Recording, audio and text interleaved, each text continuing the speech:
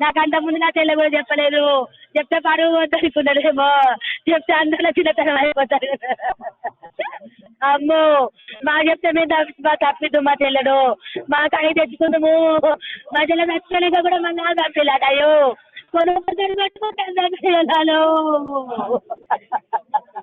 మా అమ్మ చచ్చిపోయిన శివా నువ్వు మళ్ళీ వచ్చి మా అమ్మ తప్పు మనం వెళ్ళిపోయిన నల్గొండ కట్టన్నట. అయ్యో దాన్ని ఏం చేద్దా అది నాకు భలే ఫోన్ చేసింది.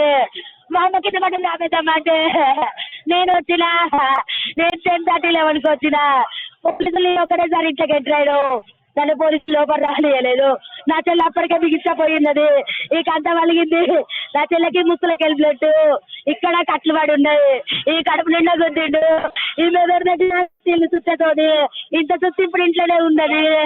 ఆ చుట్టతోనే మళ్ళీ పెట్టి తలకాయవాడు. అయ్యో అయ్యో దాని పెరిగిలాడలు ఇల్లంతా ఆగమాగమే ఉంది. అమ్మో నా చిన్న బిడ్డ చచ్చిపోకపో అమ్మా నువ్వు చచ్చిపోకపోతే నువ్వు 10 మందికి ఒక రెగ్గుండవే. అమ్మో